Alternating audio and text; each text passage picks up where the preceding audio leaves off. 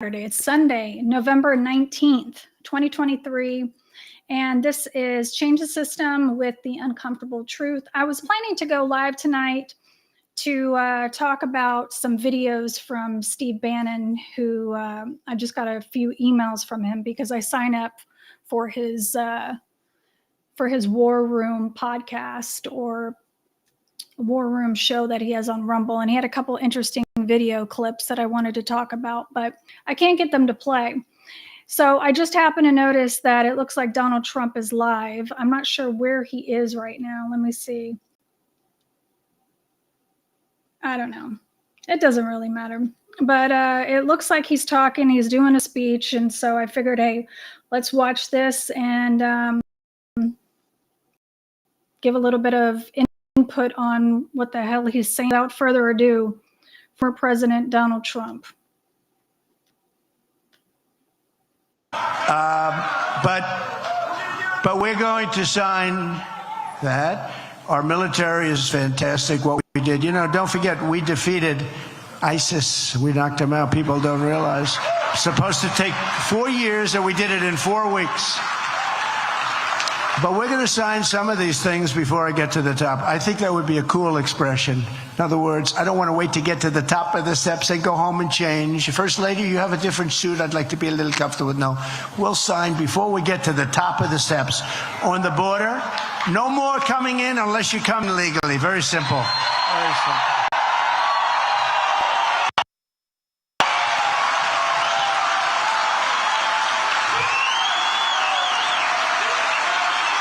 Thank you.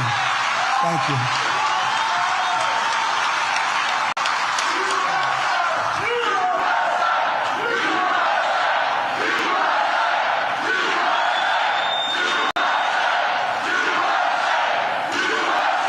Thank you.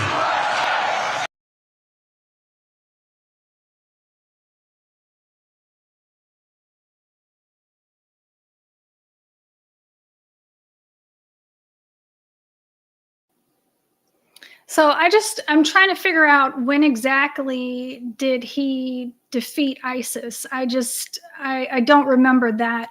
I thought ISIS was still a thing, but maybe I'm wrong. Who knows? Let's go see what else he's got to say.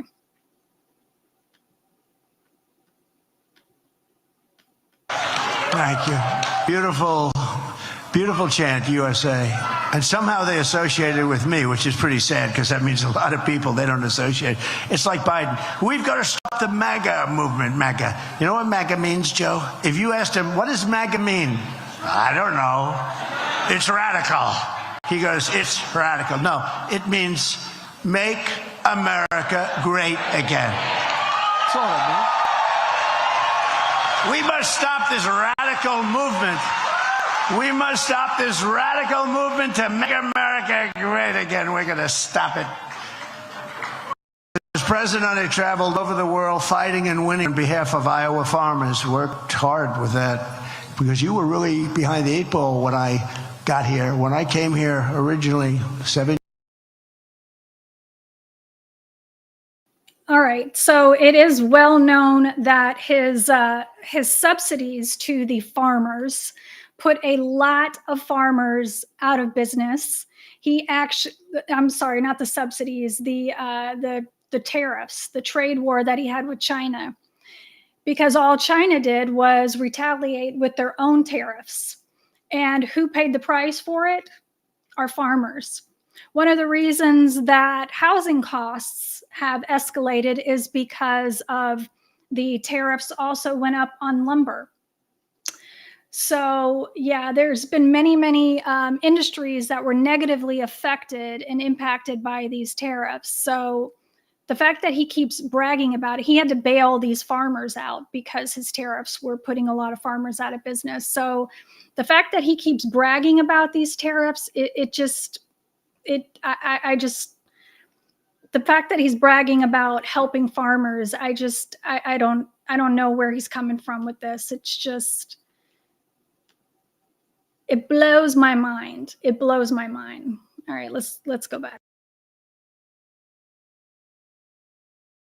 7 years ago, you were absolutely getting decimated. I made new farm deals. I got the USMCA done. That's Mexico, Canada, because they were killing you. Mexico and Canada was killing you.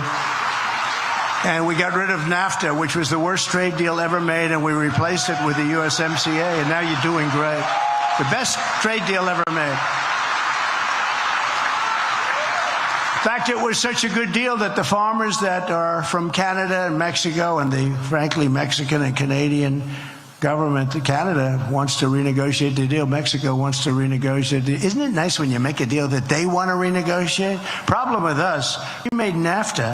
It was bad. You know that they had typos that were bad typos, like on numbers where you're paying much more. And they could have easily corrected it just by saying, I'm sorry, nobody bothered to correct it. So you went many decades with a NAFTA deal with typos where you were paying more because nobody wanted to correct it. That's how weak, lazy, stupid we are. The NAFTA deal was the worst trade deal in the history of our country.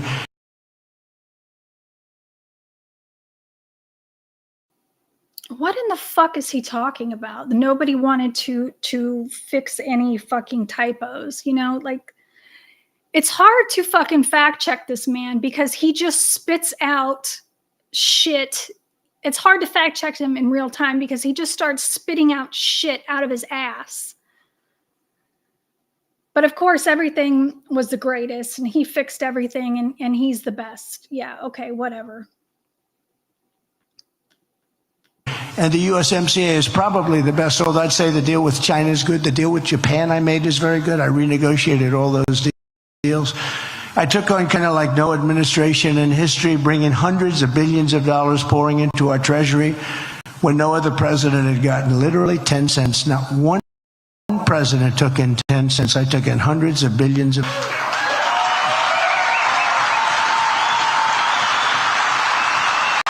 And no one gets abused on trade worse than American agriculture for some reason, yet no other president lifts a finger. Ron DeSanctimonious, by the way, was very bad as a congressman to farmers. He was very bad. I mean, look, I can only say it.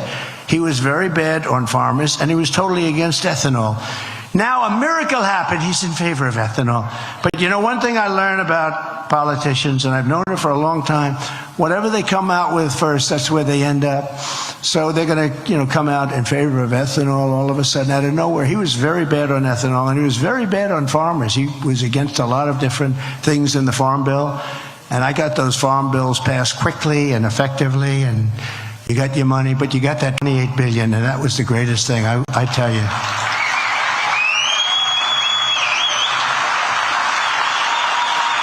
So my guys say, please, sir, don't take it for granted that you're going to win Iowa. It doesn't sound good. So when I say to them, of course it does. I give them $28 billion. Am I going to? Who the hell else would you vote for? Now there may be some people that don't like to, but my attitude is what gets us there. You know, they said a lot of the.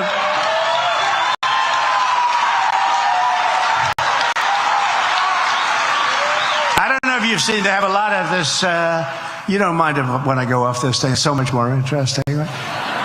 But they have a lot of people that say, we want Trump policy without Trump because we don't like his personality.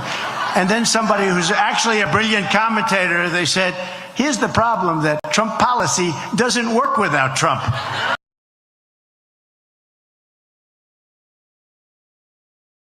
Oh, Jesus, this man.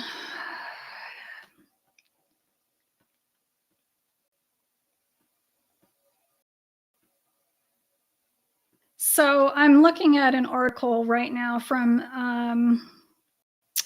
councilonforeignrelations.org.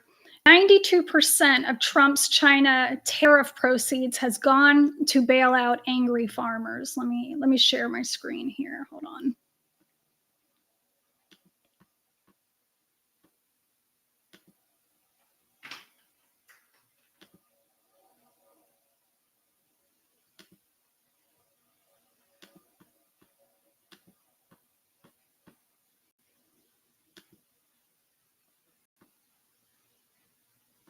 I don't have a producer or anything, so this is going to take a moment here.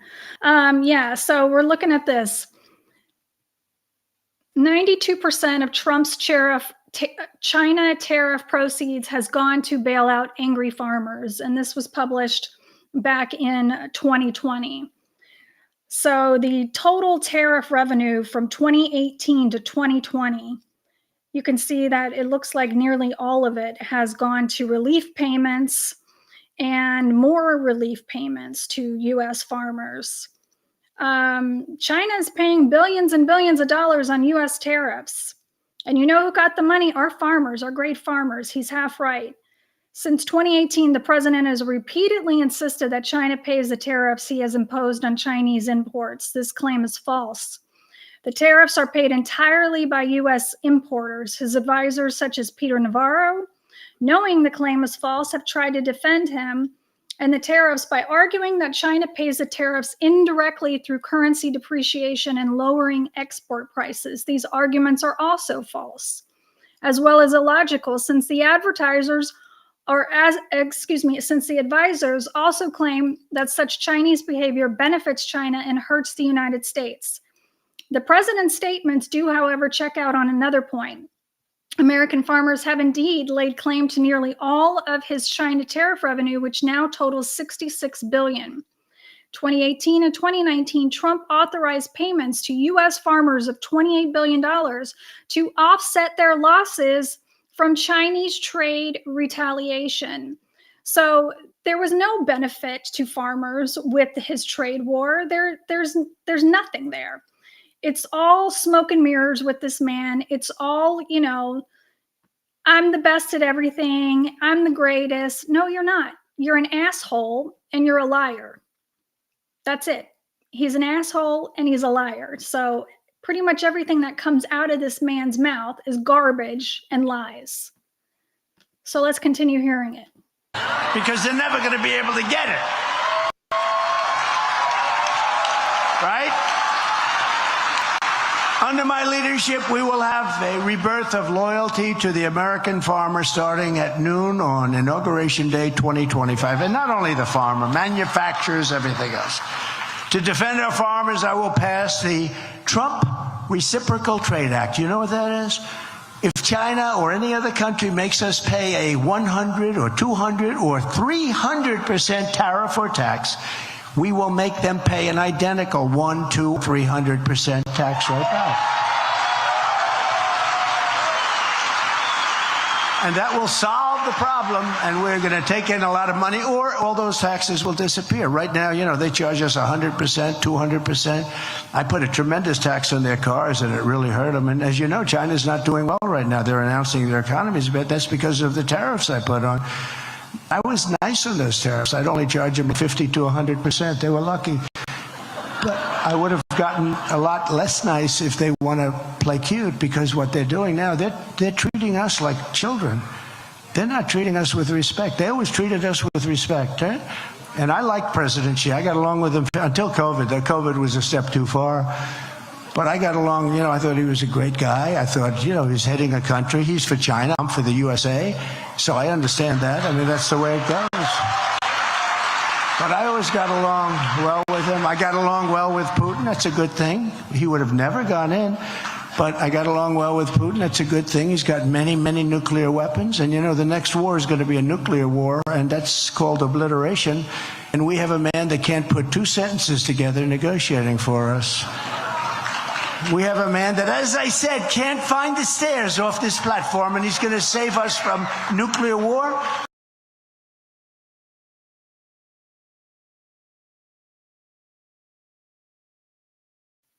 Once more with the fear mongering.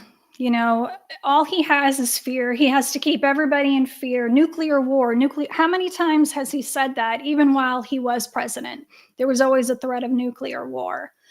And if there is nuclear war, he will definitely get us into it.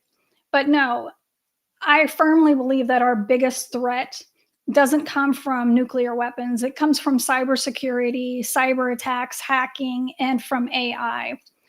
And as far as people not knowing where they are, this man said he was in Sioux Falls at one of his rallies when he was in Sioux, I believe, and he was saying that Biden was going to get us into World War II.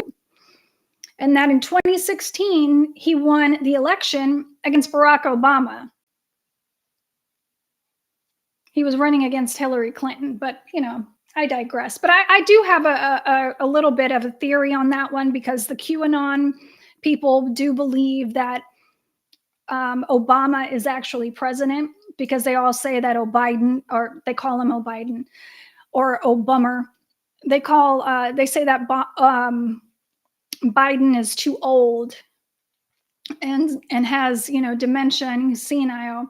So the only person that is running things is Barack Obama.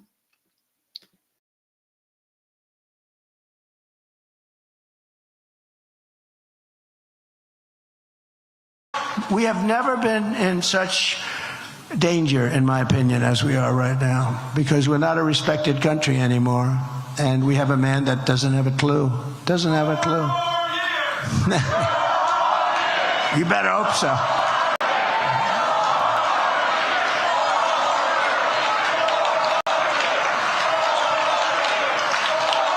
Thank you. Thank you. Thank you. I will revoke China's most favored nation trade status. Think of this. They have a most favored nation because they're a growing country. Well, we're like a growing country, too. We're trying to fix our cities that are all in decay, run by Democrats, by the way, run by Democrats, every one of them. They're in decay. I met your policeman backstage. I said, I'll bet you have no crime here. No, sir, we have none. I said, and if you do, what do? We take care of it, sir. There's no crime. You don't have bopped over the back of the head. You don't have people being pushed into railroad trains or, in our case, subways. You don't have any of that stuff.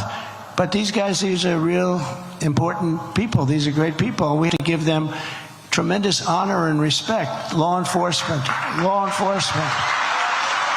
Because they'll stop all the problems with crime.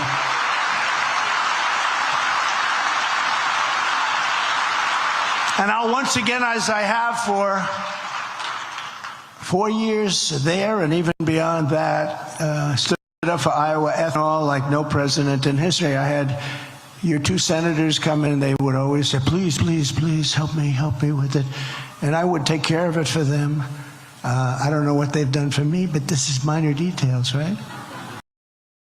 There's no quid pro quo. Remember that? He was a quid pro quo. Nobody knew what it meant. Adam Shifty Schiff with a neck like a pencil. He's got. I said, how does he hold up that fat face with a neck? With a neck? No, it's a pencil neck. We call him pencil neck. Dishonest guy. You know, when I first came, he said to me, business people or politicians? I said, oh, they're much tougher. That was after about a week. I said, business people. Now I say, it's not even a contest. Politicians are the worst. They're disloyal. Many are crooked. No, politicians are worse than people. Business people are babies. They're just babies. They're innocent lambs compared to politicians. You don't have Nancy Pelosi, Schumer, Adam Shifty Schiff. Just as President issued a historic rule declaring that E15 would be made available all year round, and I got it done. I got it done. Nobody else got it done. Got it done. That was a big deal. And I also let them use the existing pumps. You know, they wanted to go hundreds of millions of dollars on existing pumps. What's the difference? He said, well, the old ones are much better, sir. But these are made in an environmentally friendly way. But the old ones are much better.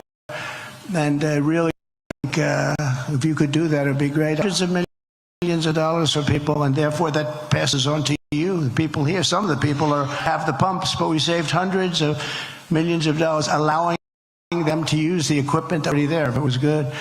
Every Iowan needs to know that Ron DeSanctimonious is a raging opponent of a lot of your farm situation, including ethanol, which I said, and spent the entire time in Congress against.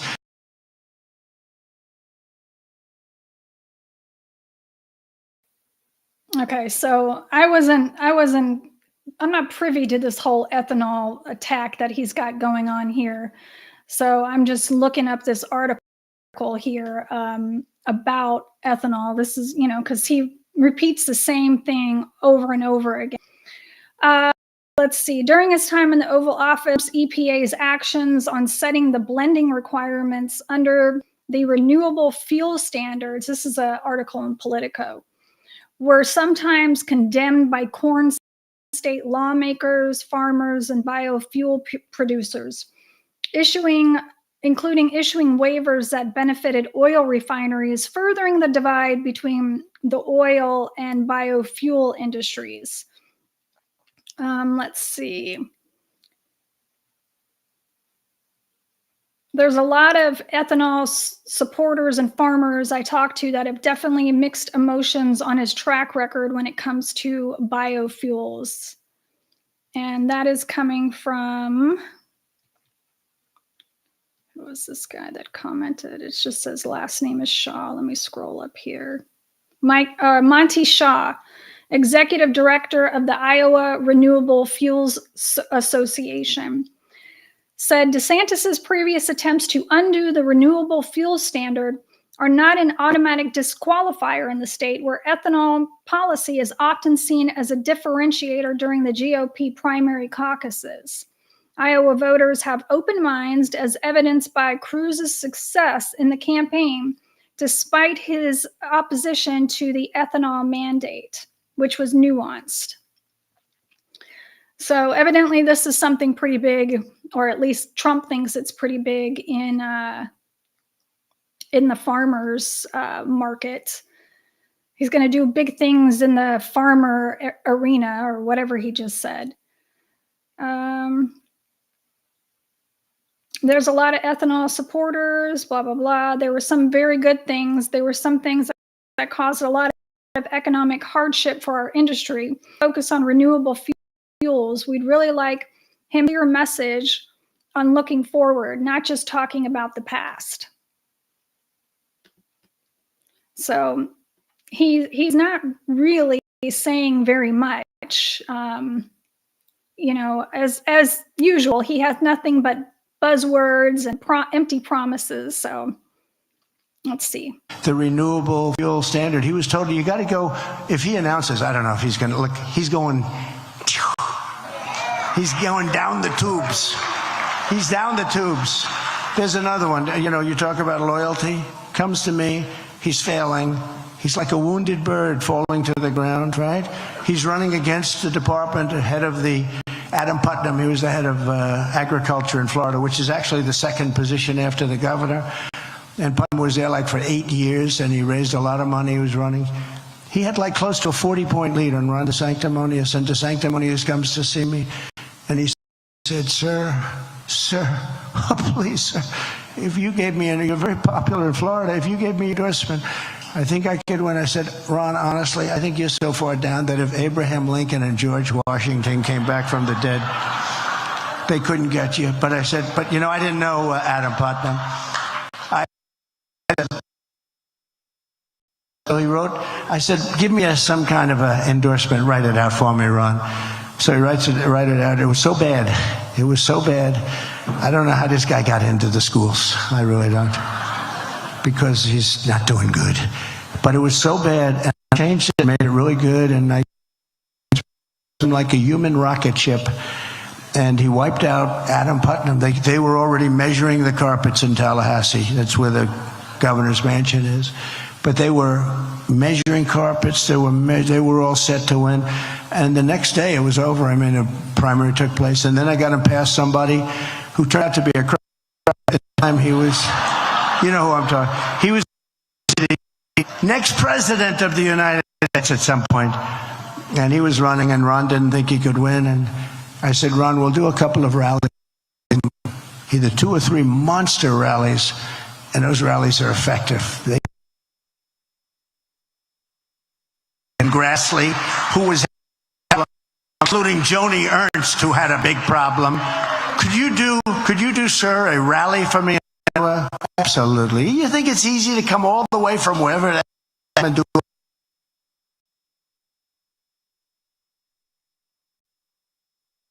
having some technical difficulties here with our feed out of Iowa, excuse me, of different times. You know, I didn't know Adam Putnam, so I did it, and he became a rocket, and he won easily, and then he won and he beat the guy who was going to be, you know, great future. The guy didn't have a great future, but he would have been a disaster as governor, by the way.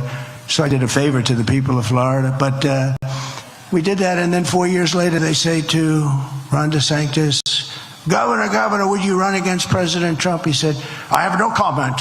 No comment. You know what that means, front row Joes? That means he's going to run, right? That means he's going to run. And I said, that son of a bitch is going to run. So then my people, who are very good, but sometimes not wise, I hit him hard right from the beginning. They said, please don't hit him so hard. Why? He's a Republican. Who the hell cares? You care? Who cares if he's a Republican? Why, he's a Republican, sir. Please don't hit him so hard. He's a Republican. I don't care if he's a Republican. He's a disloyal guy. I got him elected. And by the way, you got to look at the numbers because he was. And then the other day, the worst of all, I tell you this, it was disgusting. I watched him be interviewed. And they say, well, President Trump got you elected. No, he didn't get me elected. He actually tried to deny it. And I have so many people now. All you have to do is go back and look at the numbers. He was not electable. He was so far behind.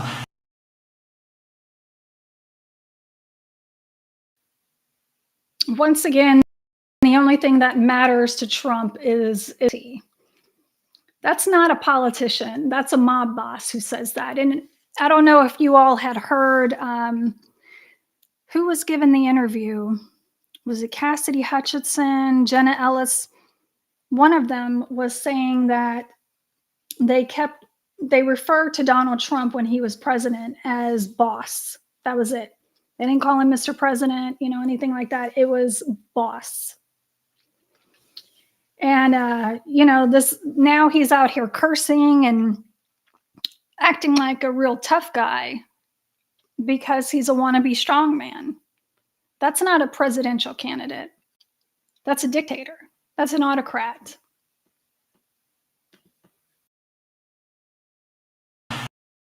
Adam Putnam, it was over.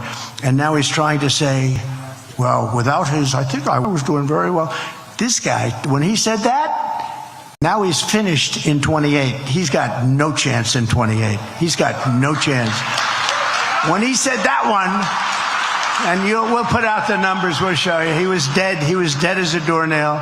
But unlike DeSantis, I will be your ethanol champion for 4 more years in the White House. Crooked Joe Biden is also waging a demented crusade to totally annihilate ethanol. He wants to annihilate it. And Biden's insane electric vehicle mandate will totally decimate gas-powered cars. And if that happens, ethanol is dead. You know that, right? Ethanol will be dead. Under a Trump administration, gasoline-powered engines will be not only allowed, but will be very much pushed because it's incredible, including hybrids. Hybrids are very good. Hybrids are much better because you can actually go a little bit further than the candy store. So we're going to allow gasoline-powered engines, but we are not going to allow child sexual mutilation. We're not going to allow that.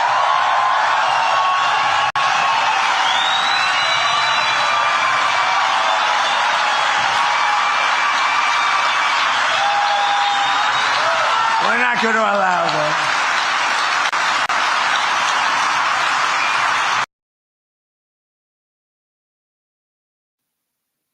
That's good because it's not allowed anywhere.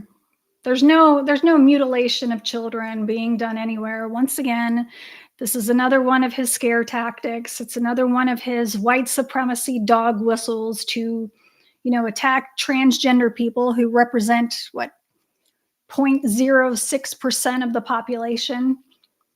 It's disgusting. It's disgusting. None of that stuff is happening. And I said earlier that this was a live feed because when I pulled up Rumble, it said it was live, but of course Rumble. This is his Iowa speech that he made a couple weeks ago. So this isn't. Anyway, I might do his Houston speech a little bit later. I'm not sure yet. But Might as well finish up this bullshit, right?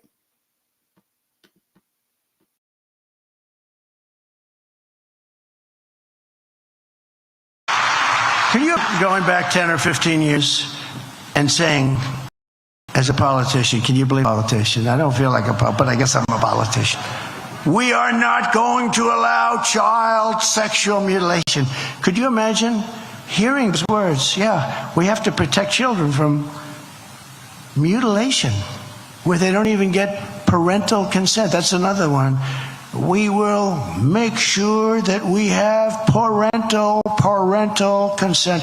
Who the hell? Of course you have to have parental consent. But now you have to say it and you have to pass laws to give parents parental consent. And even if you look at athletics, where I have to make the statement, we will not allow men to play in women's sports.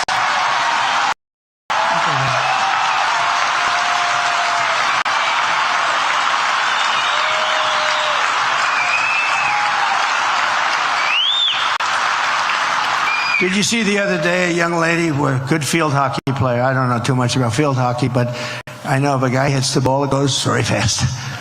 Faster, unless we have a superhuman. But generally speaking, that's not going to happen. He whacked and it hit the girl in the face and just wiped out her whole mouth and teeth. And she was badly hurt because it was like she never saw anything like it. A big, strong person who transitioned. He transitioned. He didn't transition his muscle, and he took that ball, he hit her right in the face. She said, I've never seen anything like it. It came at me, there was nothing I could do. The weightlifters, you see the weightlifting records are being broken by 100 pounds. Guys that, records stood for 18 years, they couldn't get a quarter of an ounce, an eighth of an ounce on each side of the barbell. They couldn't do it. And these guys walk up and they break the record by 143 pounds or whatever it is, some crazy number. It stands for 18 years, a quarter of an ounce on each side of a big barbell. And then says a ping, oh, this is easy. Have you lifted before? No, I haven't actually. No, the whole thing is crazy. The swimmers are being the records levels. And it's very demeaning to women, actually. Very demeaning to women.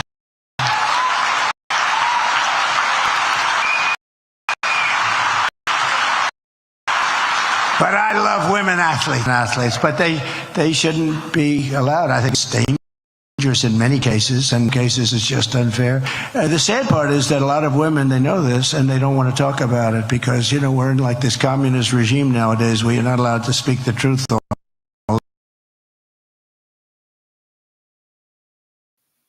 Yeah, once again, when he spews misinformation, it makes my butthole itch a little bit. I have to stop it. But yeah, there's no threat to women. The Olympics have, their own guidelines for trans sports, and people, there's a difference between when somebody transitions before puberty versus after puberty. Also, there is a difference between, strength, endurance type of sports versus, just something like swimming. There is some studies that have to be done, but for the most part, it's not as big of a concept as he's talking about. He has no facts or statistics or data to back anything up. These are things that need to be decided by the medical community. They have set their own standards and guidelines, and that's what we need to abide by. If it was such a huge problem, we would see trans athletes dominating sports all over the nation, and that just isn't the case. Because once somebody has transitioned from a biological male to a trans woman, and they have been on puberty blockers and hormone replacement therapy for about 2 years, their muscle mass deteriorates, everything goes back down, and it's almost identical to the levels of a biological female. So again, this is all fear mongering. This is all bullshit. How does any of this impact most people's everyday lives. It doesn't. It doesn't. It's just more fear mongering. It's more white supremacy tactics. It's just straight up utter bullshit. Elections or on things like that. And if they do, they try and have you thrown in the clinker. These people are sick, and they're not going to get away with it. They're not getting away with it. Crooked Joe puts China first. He puts Asia first. He puts Ukraine first. He puts illegal aliens first. Environmental maniacs first. Environmental maniacs that want to destroy our country. Everyone else is first. He puts, think of it, he puts America last. He puts Iowa last, your farmers, your manufacturers. You got a lot of manufacturing here too. He puts our workers last. He puts our farmers last. He puts everything that's good in our country last.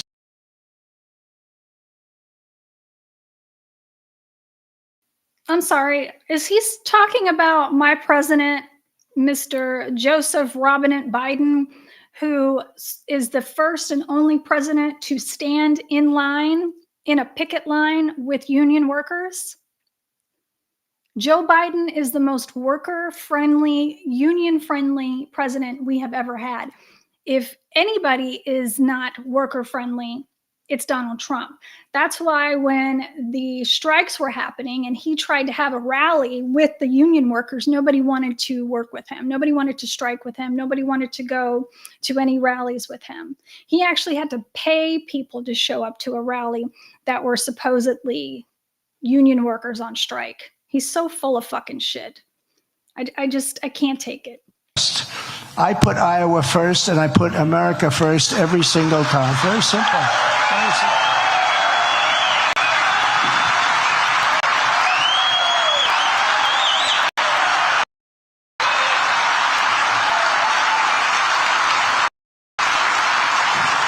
So it's no wonder that crooked Joe Biden and his far-left lunatics are desperate to stop us by any means necessary, any means possible.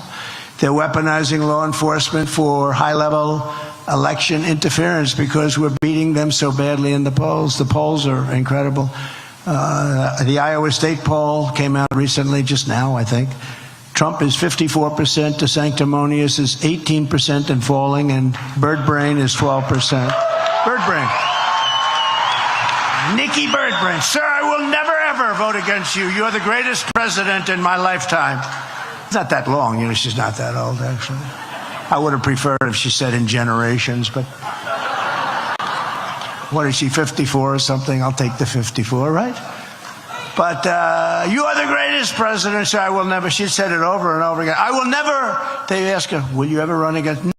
No, I will not. Great president, I will not do it. 2 months later, ladies and gentlemen, I'd like to announce my candidacy. It's Birdbrain. I know her well. She's not up to the job. Hampshire, DeSantis is down in 5th place. Did you know that? 5th. This is a nobody's ever seen before.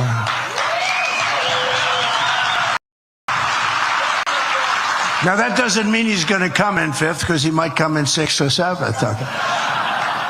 And we're destroying crooked Joe Biden in the general by 5, 6, 7, 8, and in one case 11 points, in one case 14 points in the battleground states, and those are in the battleground states. And we're leading the Republicans by a lot in New Hampshire. We're leading them by a lot in South Carolina, where we go after that, and then we're leading them by a lot in Nevada, like by 65 points or something. So. But this is so important because you are first in the nation. Look, I kept you first in the nation. I'm the one that, will you please give me a good show at least out of it, okay? Please. Please.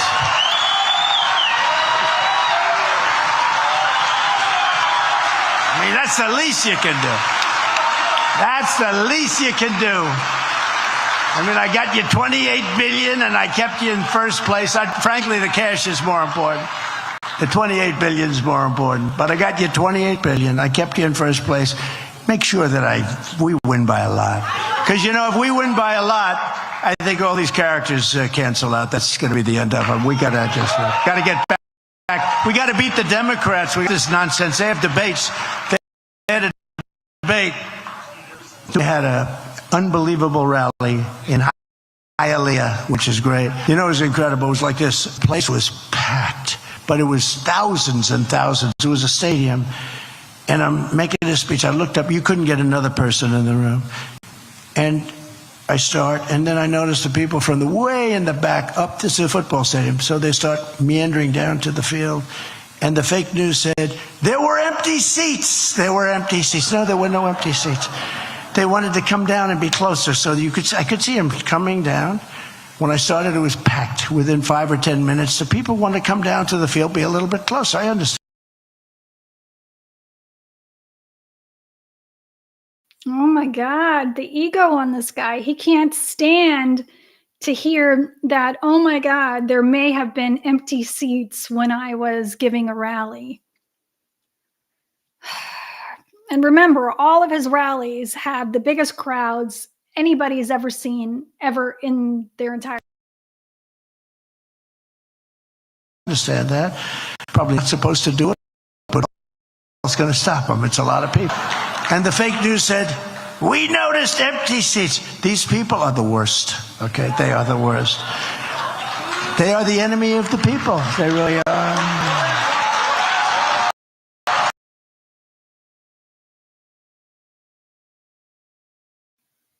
To stop that, because when he makes comments like that, it's important to call it out. Enemy of the people. When you start making comments like that, that is fascist talk.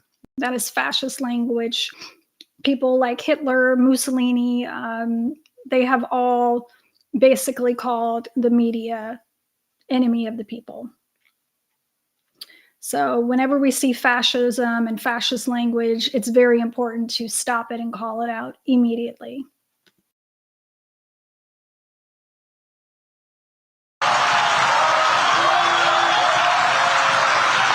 The radical left Democrats rigged the presidential election of 2020, and we're not going to allow them to rig the presidential election of 2024. We're not going to allow it. Not going to allow it. Right?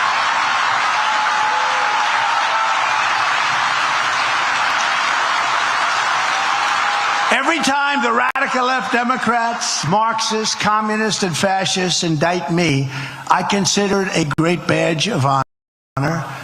I'm indicted for you, it's true. If I didn't run, I wouldn't be indicted. They're indicting me for complaining about election results. You ever see them? They're still 2016. Nobody got indicted. They're complaining that I was complaining, and it happens to be true. We have the facts, we have the figures, and I hope the judges are going to allow that to be shown in court, because those elections were rigged, and they were badly rigged. Never forget, our enemies want to take away my freedom, because I will never let them take away your freedom. I'll never let it happen. Never.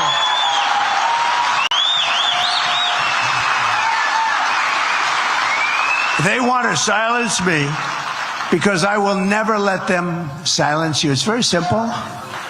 In the end, they're not after me, they're after you, and I just happen to be standing in the way. That's true. That's true. People ask me, would you have done it again, sir? You had such a great life. You had all these wonderful places. You could go all over the world. You saw how strong my company is with this fake deal that's going on now. We didn't know he had that kind of cash. We didn't know he had that kind of a company. They didn't know, because it was a private. Turned out to be a great company. Then they had to change their whole concept, because they started off with a concept where it was the opposite. Now they're saying, oh, this is not good. And it's a great company. That's one thing that's come out. We have a crooked judge. We have a rigged court case. We have an AG who campaigned on, I will get Donald Trump. I will get Donald Trump. I swear. Then she says, oh, we got about 30 tapes. I will get Donald Trump. I will get him. She doesn't know anything about me. She didn't look at anything. She's campaigning. She wasn't an officer. Didn't see anything. Nobody knew it was a private company. I will get Donald. She's a radical lunatic. And we're winning this case so much, but we have a judge that refuses to give up. And we have a judge who's a Democrat club politician. Think of this. You put a piece of your life, you built this great thing, and you put a piece of your life, New York City, where we did so well, in the hands of a radical left lunatic judge from the clubs. From the clubs. He's a Democrat club politician. He's now been overturned 4 times. He's been overturned more than any judge in New York State. And I like this guy as a judge. But somehow it's going to work out. You know, somehow, can't tell you how, but somehow it's going to work out. Now, what it is doing, and I believe the reason we're doing so well in the polls is because the people see it. They see it as a persecution of a political candidate. They see it as a continuation of the greatest witch hunt of all time. That's what it is. This is the greatest witch hunt. It started with Russia, Russia, Russia. Remember that? He was with 4 hookers. You think that was good that night to go up and tell my wife, it's not true, darling, I march? It's not true. Actually, that one she didn't believe because she said he's a germaphobe. He's not into that. He's not into golden showers, as they say they call it. He's not. I don't like that idea.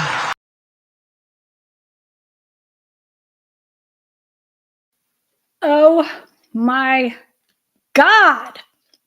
This man is so deranged. I mean, this is where we're at. We're talking about golden showers and hookers as we're running for for president, and the crowd is loving it. Oh, she didn't believe that he had somebody pee on him because he's a germaphobe. I absolutely believe that happened. I absolutely believe the Russians have some sort of, you know, shady tape on this man. It doesn't shock me in any way. If you read any of the allegations, especially from the girls from the Epstein's Island who made allegations against Donald Trump for rape, then none of that shocks me in any way, shape, or form that he would have had a golden shower. But oh my God, why bring it up? Why bring it up now? It's just, he's so freaking weird.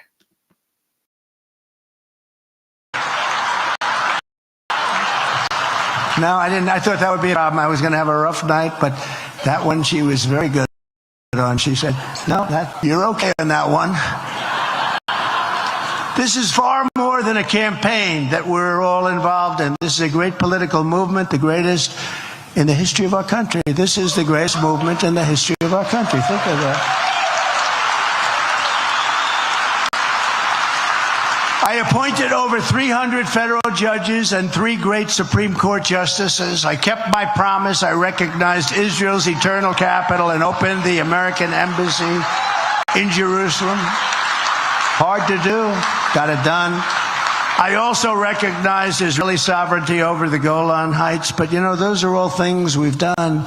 And now you look at what's going on, and they don't sound as important, right? Because you look at what's happening over there. And I don't think that what he did in Israel actually was beneficial. I'm pretty sure, obvious proof, but I'm pretty sure that has contributed to a lot of, conflict over there, as far as him making Jerusalem the capital for Israel now. He absolutely did nothing for Palestine. With the Abraham Accords, Palestine sat down and looked at whatever proposal that Jared Kushner, who was probably wearing a yarmulke when he, gave them a proposal, and they were like, "Yeah, this is nothing." It was actually, from what I understand, a regurgitation of a prior proposal that Palestine had rejected before. So he made absolutely no opportunity and no chance to help the people of Palestine. We all know that Jared Kushner is Jewish, so his loyalty was with Israel. As a matter of fact, Jared Kushner's father is really good friends with Netanyahu. Netanyahu actually stayed the night at Jared Kushner's house one time. I can't remember what the whole story was, why he was in town and needed a place to stay, but he stayed at Jared Kushner's house. I think he slept in Jared Kushner's bed, not with Jared Kushner in it, as far as I know, but who knows with that family. But yeah, he he's actually contributed to a lot of conflict that we are seeing in the Middle East right now. Over there, it would have never happened, should never have happened, and I would get it stopped very quickly with success, because you can't let what happened with that raid was so horrible. Nobody's seen anything like it. They don't even talk about it. 40 babies had their heads chopped off. I mean, this is savagery, and other things, many, many other things. No babies had their heads cut off. That has been debunked. Thousands of people. It's nobody's seen anything like it. I withdrew from the disastrous Iran nuclear deal, and we would have had a deal with them right after the election, because Iran was broke. I told China, if you buy oil from Iran, we're not doing business. I told that to India. I told it to every country, you buy oil. And they were broke. They weren't paying to Hamas. They weren't paying to Hezbollah. They weren't paying to anybody. They were broke. And they would have had a deal, and they would have been happy with it. I would have been happy. Everybody would have been happy with it. But when these idiots took over, they immediately took off all those sanctions, and now forget about the $6 billion on the trade. You saw the trade. Five hostages for $6 billion, remember? They got 6 to a 5, but they got $6 billion. So I said, give me the bad news. Well, the bad news, because I saw they got 6, he got 6, 5 and 5, $6 billion. I said, you mean, are they paying anything to us? No, we give them $6 billion, meaning we free up concern. Then the other day, yesterday, they approved $10 billion more, $10 billion more. And Iran now, and that's peanuts compared to what they've been allowed to make with the oil, probably $125 billion now. They have tremendous amounts of money. They're a very rich country. And when I was broke, and everybody talked about it, in fact, one of the people that are up there, a real terrible reporter, but they'll say Iran was broke when Trump was running this country. They couldn't do anything. They didn't have the money. They couldn't feed terrorism. Now they have so much money they don't know what to do with it. And with the historic Abraham Accords, I even made peace in the Middle East, and that would have gone on, and we would have had every country, I think including Iran, in that deal ultimately. But they did nothing with it. They did nothing. For 4 straight years, I kept America safe, I kept Israel safe, I kept Ukraine safe, and I kept the whole world safe. And we will again as the 47th President of the United States. Right? Before I even arrive at the Oval Office, shortly after,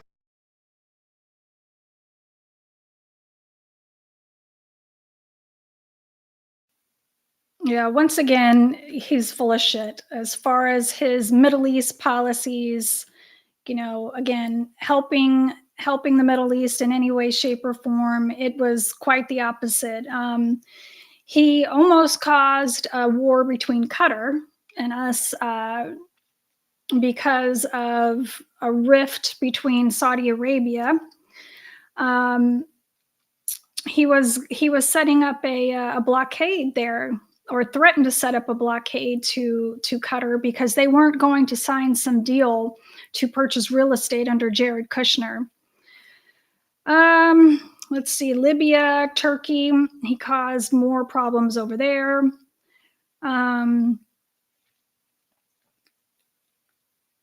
The horrible deal with the Afghanistan withdrawal that he negotiated with the Taliban.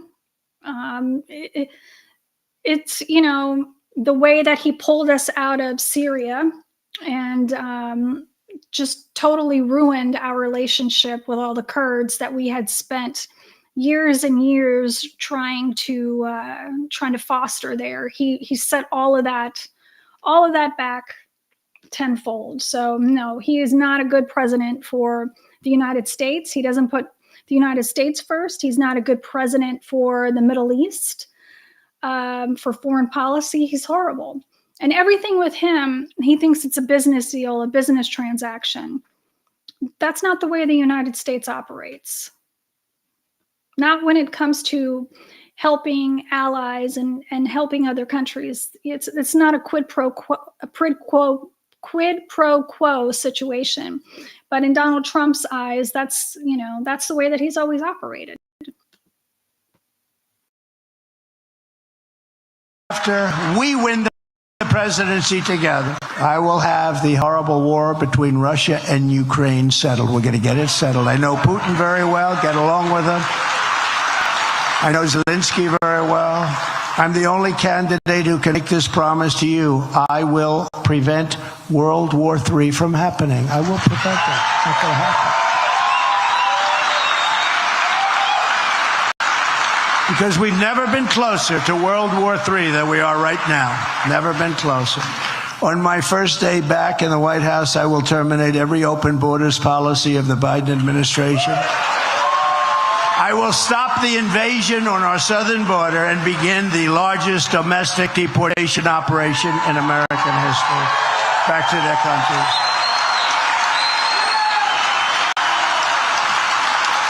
I will immediately restore and expand the Trump travel ban. The open borders policy of the Biden administration. I will stop the invasion on our southern border and begin the largest domestic deportation operation in American history back to their countries. I will immediately restore and expand the Trump travel ban. We all know what that is. On entry from terror-plagued countries, and I will implement strong ideological screening on all immigrants. I had a Trump travel ban on numerous countries, which are horrible in terms of what's taking place within those countries. And countries that hate us. I don't want them in our country. They hate our country. I don't want them in our country. If you hate America, if you want to abolish Israel, if you sympathize with jihadists and then we don't do exactly what you want, if you do all of these bad things and you have lots of bad thoughts in your mind, then you're not getting into the United States of America. But if you're a white supremacist or a Nazi in any way, shape, or form, that's fine. You can stay in the United States. As a matter of fact, he'll welcome you in with open arms. So you can't have bad thoughts. That's not allowed. This is not a free country anymore.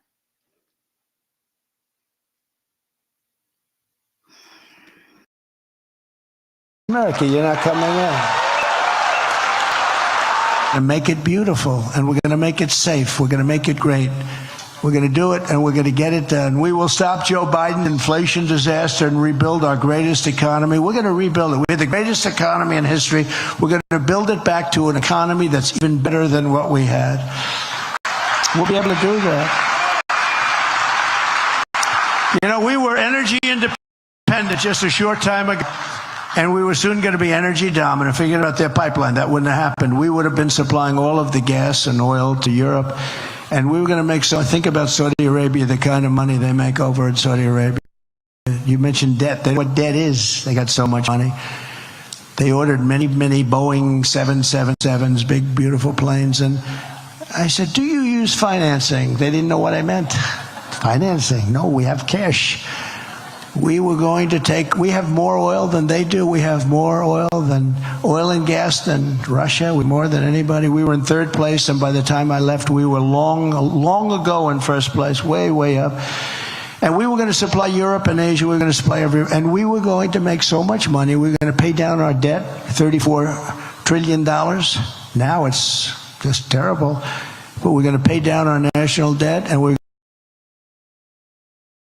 I'm sorry, didn't you add $7 trillion to our national debt? That's one of the reasons we have such a high, whatever, keep going.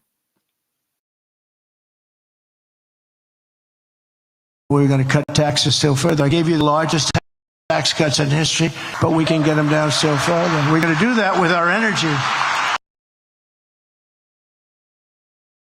No. You gave the largest tax cuts to your buddies, to the billionaire buddies. You gave us, working class people, a temporary tax cut.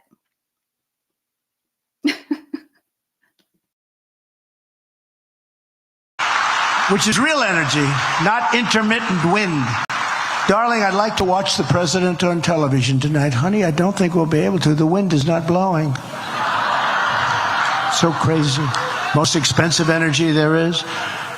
I will deliver tax cuts, regulation cuts, energy price cuts, and interest rate cuts like you've never seen before because we start from such a high base. And unlike DeSantis, I will protect Social Security, great seniors. He wanted to hurt Medicare and Social Security. Remember that. Remember that in 56 days. On day one, I will sign a new executive order to cut federal funding for any school pushing critical race theory, transgender insanity, and other inappropriate racial, sexual, or political content onto our children.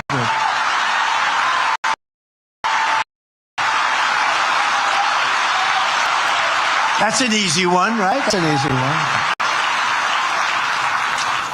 So I want to just tell you that you're a very special group of people. There's a special place to me because of the great success that we've had and that we continue to have. And based on the polls, it looks like we're in good shape. But, you know, the worst thing you can do is say, oh, you know, we're going to stay because he's leading by so much, and vote.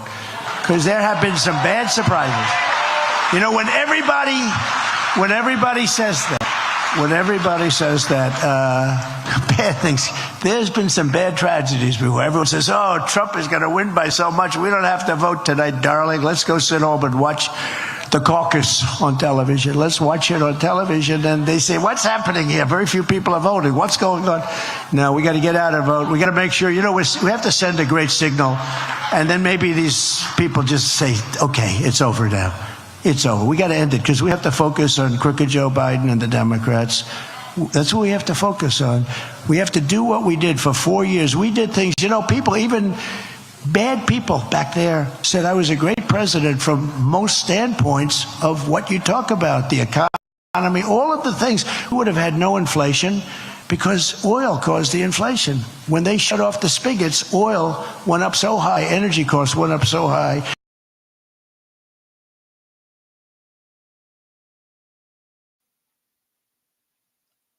Oil spigots? What the fuck is he talking about? Inflation rose because of COVID. That was the number one cause of inflation, but it wasn't the only fucking cause.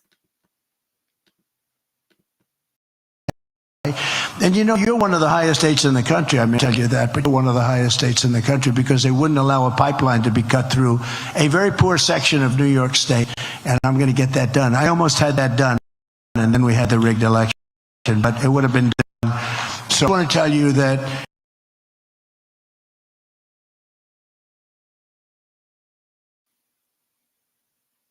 the Keystone XL pipeline was stopped under the Trump administration by the courts.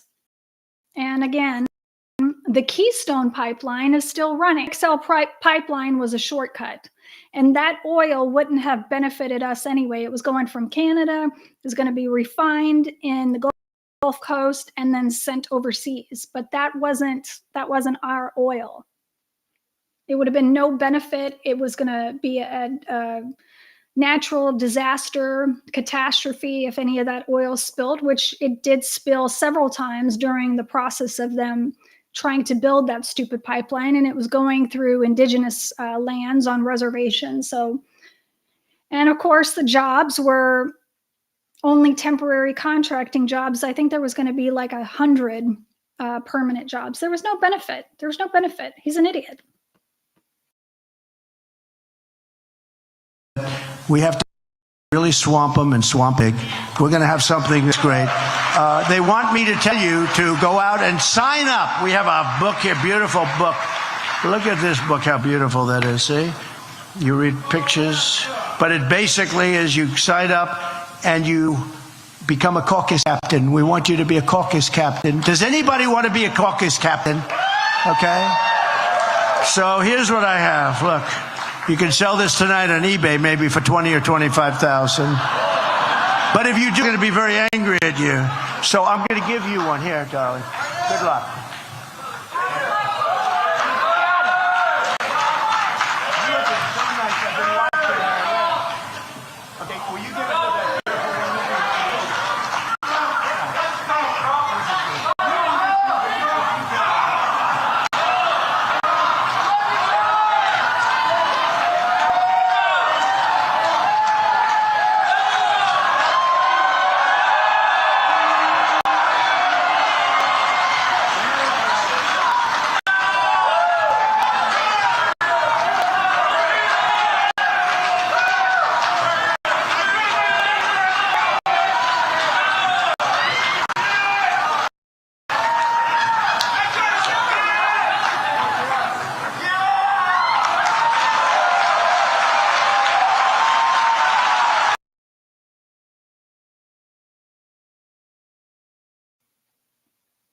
This actually was, I believe it was a rally that he held yesterday, November 18th in Iowa.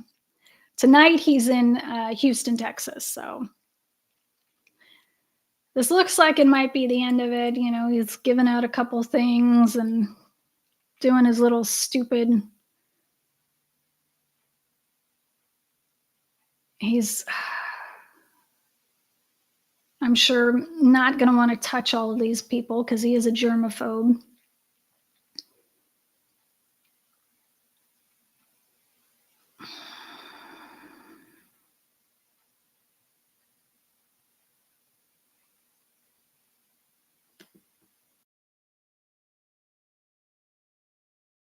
I had 4 friends and I made a lot.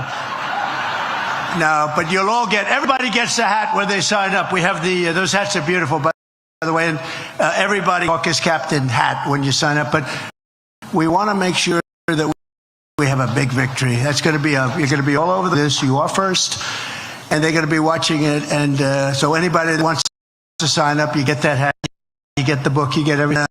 We're going to have a tremendous victory.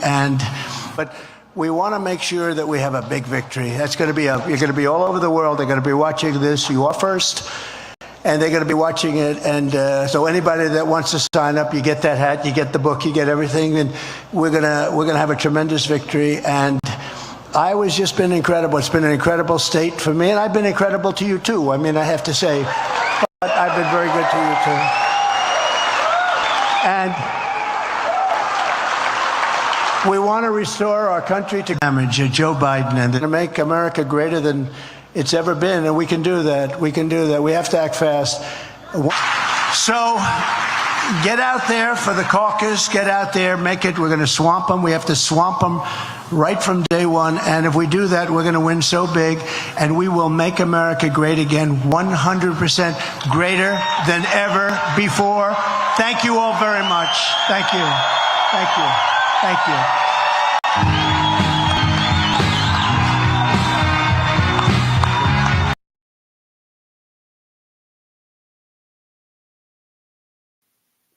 Now, at all of his rallies, every time he does this, at the very end, you know, he does a little stupid dance, you know, probably shimmy and shake here for a minute, and then he's going to leave. He may be in the crowd for about, that's usually as long as he stays out in the crowd. Let's see here.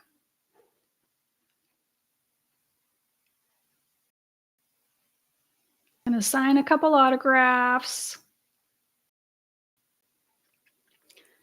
But, you know, I think this was the only rally that I actually heard him mention any sort of policies and anything that he would do for the people. So it was taxes and ethanol.